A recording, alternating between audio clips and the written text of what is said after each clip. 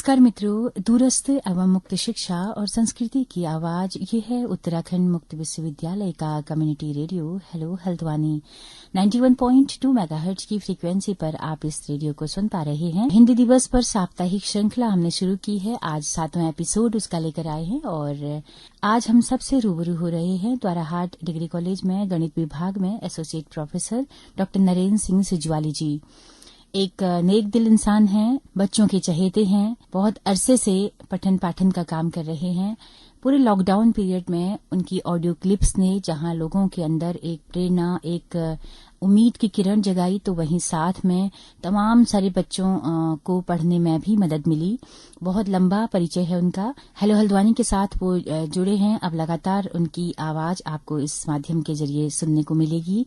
आज हिंदी दिवस पर उनके विचार जानते हैं और उनकी इस रिकॉर्डिंग को सुनकर आप इस बात को भी समझ पाएंगे कि हिंदी केवल एक भाषा का सवाल नहीं है। हिंदी के साथ में हमारी संस्कृति जुड़ी है। हिंदी के साथ में तमाम राष्ट्रीय अंतर्राष्ट्रीय राजनीति किस तरह से जुड़ी हुई है और हिंदी अपने साथ उत्पाद को भी कैसे जोड़ती है। कोई भी मल्टीनेशनल कंपनी का जो प्रोडक्ट आता है वो भी कैसे भाषा के साथ जुड़ता है। तो एक बहुत ही ब्रॉड पर्सपेक्टिव के साथ में नरेंद्र सिजवाली जी इस बातचीत को लेकर आए हैं। उम्मीद करती हूँ कि आप सब भी इसका स्वागत करेंगे। तो देर न करते हुए आइए सुनते हैं नरेंद्र सिंह सिजवाली जी को। नमस्कार साथियों, आज हिंदी दिवस मनाया जाता है, तो मुझे लगा कि अपने मन की बात मैं भी कह लूं हिंदी दिवस पर।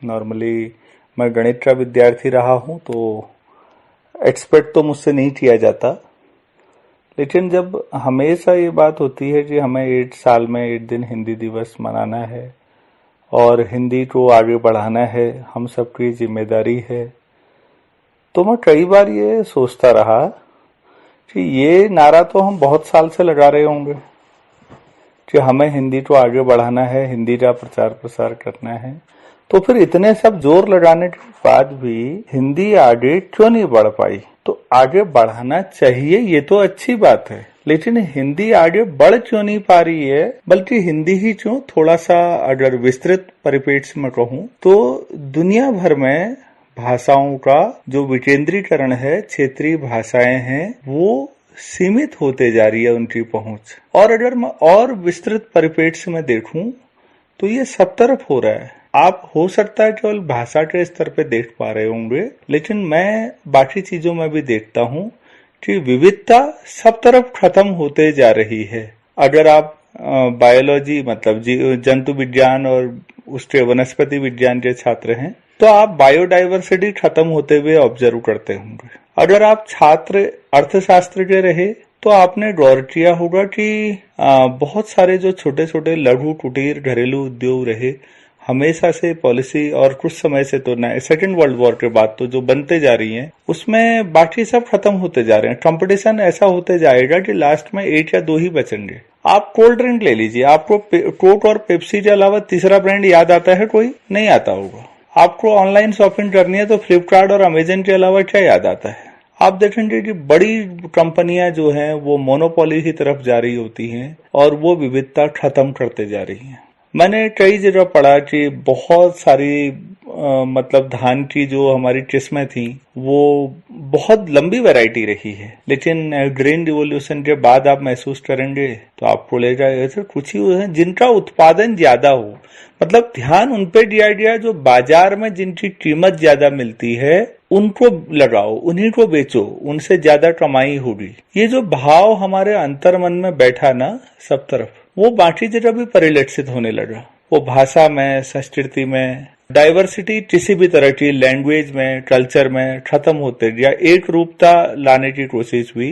पूरी दुनिया में सब एक जैसा, पुरुष होंगे सब पैंट शर्ट ही पहनेंगे। पहले हो सकता है बहुत सारे तरह की वैरायटीज होती होगी, आज आपको अधिकतर लोग एक ही जैसा दिखते होंगे। शायद ये उसी तरह का जो कोक और पेप्सी का जो उदाहरण है, ये भी वैसा ही कुछ भाषा में समझिएगा कि अंग्रेजी उस तरह की भाषा बनते जा रही है और बाकी भाषाओं को मिलकर संघर्ष करना पड़ रहा है अंग्रेजी के खिलाफ। और जब भारत के स्तर पे देखते हैं तो बाकी क्षेत्रीय भाषाओं को हिंदी के खिलाफ भी कई बार ये स्थितियां आती हैं।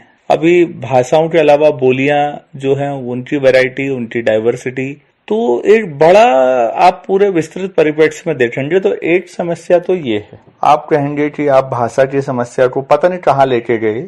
हो सकता है मैं गलत हूं, ये मेरे अपने विचार हैं। मैंने नहीं कभी भी ऐसा नहीं कहा कि जो मैं बोल रहा हूं वो सत्य है। जो मैं बोल रहा हूं वो मेरा मत है, हो सकता है गलत हो। दूसरी बात, अब भाषा के क्षेत्रीय स्तर पे आते हैं, उसमें हिंदी ही नहीं है। मैं तो कुमाऊं क्षेत्र से हूं, तो कुमाऊनी जो बोली हमारी है मैं वहां भी देखता हूं। हमेशा हमें इंफीरियरिटी कॉम्प्लेक्स रहा चीजों को लेकर।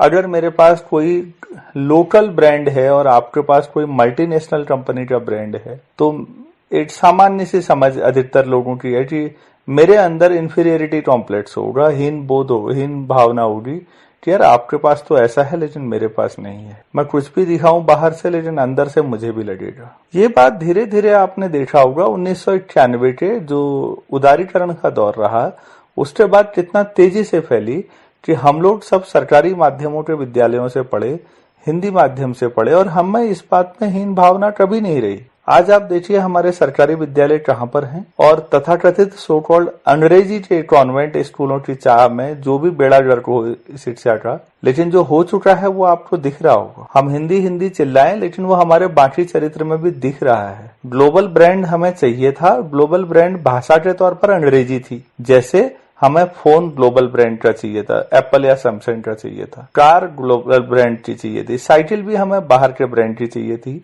घड़ी भी बाहर के ब्रांड की चाहिए। तो लोकल कुछ चाहिए ही नहीं था, तो लोकल भाषा क्यों चाहिए फिर आपको? तो दिक्कत यह है कि हमें लोकल कुछ भी नहीं चाहिए, हमें सारी चीजें ग्लोबल लेवल पे जो वेरीफाइड हो, जिनकी बड़ी सो कॉल्ड इज्जत हो, वही चाहिए। नींबू पानी पिला के क्या फायदा होगा जब तक हम कोक या पेप्सी ना रखें किसी के आगे सामने आगे। अब आप इस पे मत जाइए कि नींबू पानी के स्वास्थ्य में फायदे हैं, वो तो सोचना ही नहीं है, हमें तो तथाकथित इज्जत को देखना है। तो ये जो पूरा नजरिया है कि जो भी चीजें मार्केट तय करता है, जो टीवी आपका तय करता है, इंटरनेट तय करता है, वो ज्यादा महत्वपूर्ण है। उसी का हिस्सा पूरे परिप्रेक्ष्य में आप गौर करिएगा, ये भाषा भी मुझे लगता है उसी का शिकार हुई है। अच्छा, हिंदी मीडियम के स्कूलों पढ़ते हो, भले ही आप उसमें गणित पढ़ते हो, विज्ञान पढ़े, कंप्यूटर पढ़े, मुद्दा यह है ही नहीं। आप हिंदी माध्यम के स्कूलों पढ़ते हैं ना, और वो दूसरा बच्चा अंग्रेजी माध्यम के, तो फर्क जो है हिंदी और अंग्रेजी ने डाला, फर्क बाकी विषयों ने नहीं डाला। ये जो हमारी सोच रही और ये जो हमारे अंदर का एक हीन बोध रहा, हीन भावना का रहा स्तर हमेशा कि हम ग्रामीण क्षेत्र के लोग हैं, हमें बहुत सारी चीजों में हीन भावनाएं हैं। मैं छोटा हूँ, मोटा हूँ, काला हूँ, लंबा हूँ, गरीब हूँ, आर्थिक तौर पर मैं और अपने वो रिश्तेदारों से कमजोर हूँ क्योंकि मैं तो गांव में रहता हूँ। मेरे बाकी रिश्तेदार हल्द्वानी और दिल्ली में रहते हैं। जब गर्मी की छुट्टियों में उनके बच्चे आते हैं और मेरे बच्चे हैं, तो कितना बड़ा कल्चरल डिफरेंस है।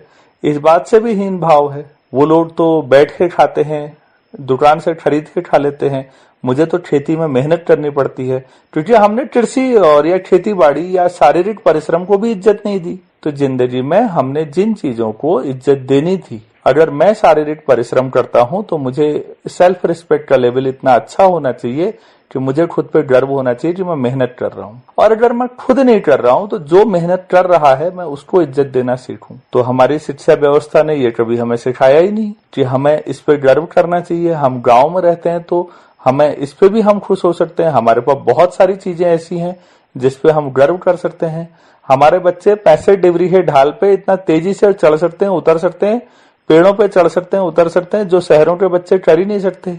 लेकिन हमने सिखाया नहीं कि उनपे इस पे भी गर्व किया जा सकता है। और ये वास्तविक गर्व करने वाले स्किल्स थे। मैंने तो पिथौरागढ़ जिले में देखा था, स्कूल से आए, हम 8वीं में थे और मेरा एक साथी देखा रामगंगा नदी में रामेश्वर के पास ऊपर से एक मछली बहते हुए आई, किसी ने कारतूस डाला होगा नदी में, और उतना ऊंचा पुल था खूंटी गांव के पास और वो कैलाश था लड़का, उसने वहीं से छलांग मार दी उतनी भारी भरकम नदी में और वो मछली को तैरते हुए पकड़ के ले आया किनारे। उनके लिए वो बहुत ही सामान्य बात थी।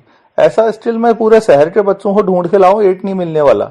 स्विमिंग पूल में कूद मारने में और बहती हुई पहाड़ की नदी में कूद मारने में ऊपर पुल से जमीन आसमान का अंतर है। जिंदगी के जो स्किल्स हमारे ग्रामीण क्षेत्र के बच्चों के पास हैं, वो उसकी वैल्यू, उसको ये रियलाइजेशन कराना, उसको ये सेंसिटाइज कराना कि तुम्हारे पास बहुत कुछ है, तुम्हारे पास अपनी बोली है, अपनी भाषा है। जो बाकी है उन्होंने तो उधार ले रखा सब, जैसे उन्हें दिल्ली में सब खरीद रखा है या बड़े शहरों में, वैसी भाषा भी खरीदी हुई टाइप की है। तुम्हारे पास अपना बहुत कुछ है, इस पे गर्व करिए। और जितना आप गर्व करेंगे ना, भाषा क्या बाकी सारी चीजें अपने आप आगे बढ़ेंगी। तो आप सभी से रिक्वेस्ट है मेरी व्यक्तिगत तौर पर, अपनी भाषा, अपनी बोली पे गर्व करना। अपनी जो भी आर्थिक परिस्थिति है, सामाजिक परिस्थिति है, आप जैसे भी दिखते हैं, कभी भी उस पर कभी मत शर्माइए। आप जैसे हैं सर्वश्रेष्ठ हैं। और निश्चित तौर पर बाकी सारी चीजों के साथ भाषा भी आगे बढ़ेगी। मुझे लगता है आज इतना पर्याप्त है। बाकी बातचीत अगली बार करते हैं। धन्यवाद। तो दोस्तों, आपने सुना नरेंद्र सिंह सिजवाली जी की ये बातचीत। और आज के इस एपिसोड में आपने सुना कि हिंदी को दोयम होने की वजहें क्या हैं। इस भाग को हम जारी रखेंगे और अगले एपिसोड में हम जानेंगे उन्हीं की जुबानी कि हिंदी को बचाने के लिए, अपनी मातृभाषाओं को बचाने के लिए हम क्या क्या कर सकते हैं, क्या क्या अपने तई हम क्या प्रयास कर सकते हैं, उस पर हम बात करेंगे। नरेंद्र सिंह सिजवाली जी का भी बहुत शुक्रिया, उन्होंने हमारे श्रोताओं के साथ इतनी सारी बातें साझा की। और दोस्तों, आप सब का भी बहुत बहुत शुक्रिया इस कार्यक्रम में अंत तक हमारे साथ बने रहने के लिए। तो इसी के साथ अपने रेडियो मित्र सुनीता भास्कर को दीजिए इजाजत। नमस्कार।